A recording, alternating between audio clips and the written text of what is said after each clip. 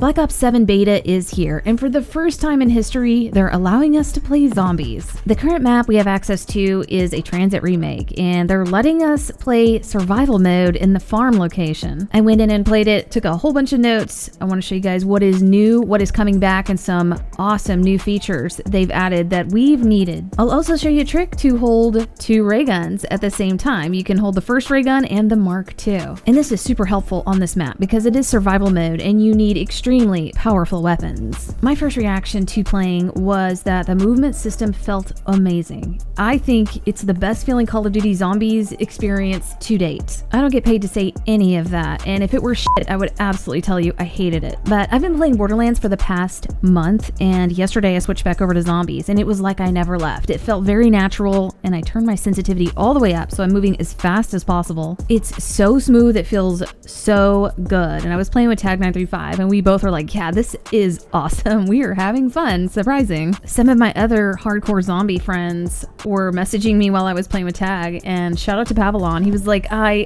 think I might be having fun. And I was like, yeah, we are too. Like, I've made one video today. I've got to get this video done, and I'm trying to get it done as fast as possible because I want to go play. And that's a good sign. So we tested lots of stuff. I wanted to see how I compared to previous zombies. And the first thing I wanted to know was, is there a kick timer? And there absolutely still is. If you're standing still for 3 minutes, you will get a warning and get kicked. That's the only thing I cannot stand, but I guess they got their reasons for doing it. Now, you can stand still as long as you're killing stuff, so you either have to be moving or killing or doing both. There is a co-op pause timer and solo for the 15-minute timer. That's standard, and that's returning from Black Ops 6. When you get access to the beta, they're going to give you gobble gums, and they're going to give you 2 Perkaholics, and I think they might be replenishing gums each day. I'm not sure, but I noticed a problem with the Perkaholic. There's a new perk in there, and that new perk makes it very difficult to save a zombie at the end of the round. So if there was one other thing I didn't like, it's probably this new perk. It's powerful, but yeah, it makes it tough to have a Perkaholic because I would never voluntarily buy this perk. It's called Wisp Tea, and it summons a companion after killing zombies. And this thing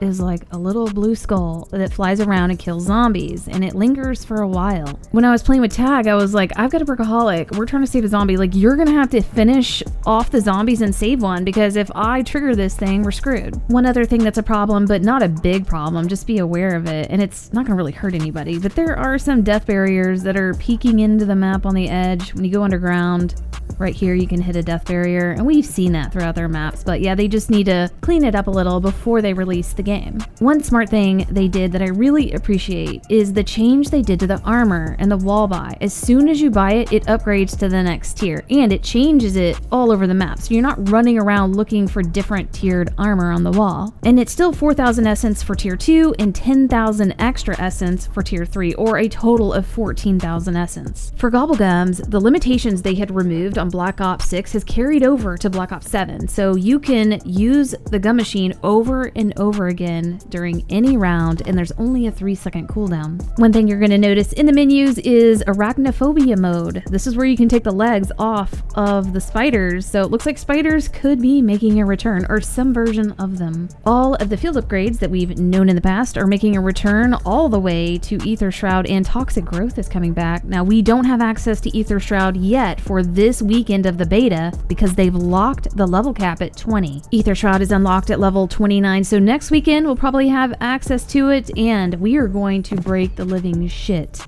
out of Black Ops 7 with this Ether Shroud and the new double jump system they've added. No big changes have happened to the Pack-a-Punch machine. It's what you've seen from Black Ops 6, and it's still 5,000 for the first tier. Pack-a-Punch 2 is 15,000 and 3 is 30,000. You can still melee the machine to keep your camos. The next thing I'm going to show you is so great. I am so thankful they did this. Thank you, Treyarch. So now, when you pick up a max ammo, it refills your tacticals and lethals. You can see right there, my monkey bombs and turrets were fully restocked. Now, there are Mr. Peak's ammo caches where you can refill your ammo, but it is only for your ammo and your gun. It does not refill your lethals and tacticals like a power-up max ammo does. They've added a new ammo mod I really like called Fireworks. Each bullet has a chance to launch fireworks from normal and special enemies that target enemies. This one is super cute, but this one you have to be careful of because it will also also in the round on you. They've added a new lethal. I don't mind this one. It's a point turret, small deployable sentry turret that automatically shoots at enemies, distracting and damaging them. You're able to hold 2 of these and deploy 2 of them at a time.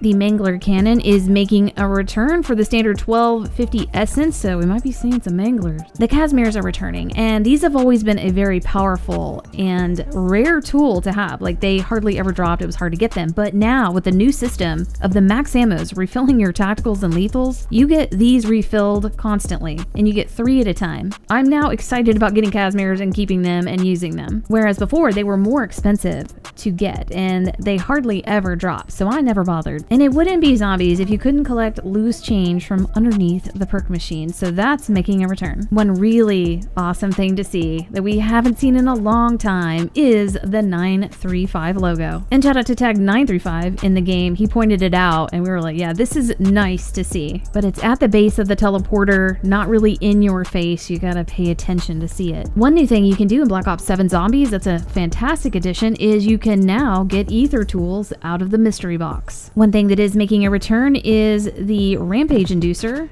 and this thing speeds up the zombies, speeds up the round change, and I believe this cuts off at round 55. We haven't tested that yet, but that's how it was for Black Ops 6. One small thing they added that I think is a really nice touch is these hanging bodies in the barn. Some of them will be wiggling and shaking their like arms and feet, and if you shoot at them, I think you get points from them. Now let's talk about an addition that was really needed in Zombies, and they've added it for Black Ops 7. This is the ability to increase your salvage without having to depend on zombies dropping it or a side Easter egg that's a one and done. I was like, we need a way to buy salvage, and we finally can in Black Ops 7. It's not straightforward where you're buying salvage, but you are trashing guns in this trash can in exchange for salvage. This trash can will wiggle every round, and I think you can interact with it 2 to 3 times every round, and you melee it to open it, and then you place in a weapon. The higher rarity of a weapon, the more salvage you're going to get back, and if you put in like a legendary or a double pap or something like that, you're going to get like 1,000 salvage. That's a pretty good deal. One thing to know about this though is that if you have melee macchiato and you go up and punch it, it's going to error the trash can. The lid will open for a second and then slam shut and you can't use it. So you have to pull out your melee weapon. Right now we just have a baton.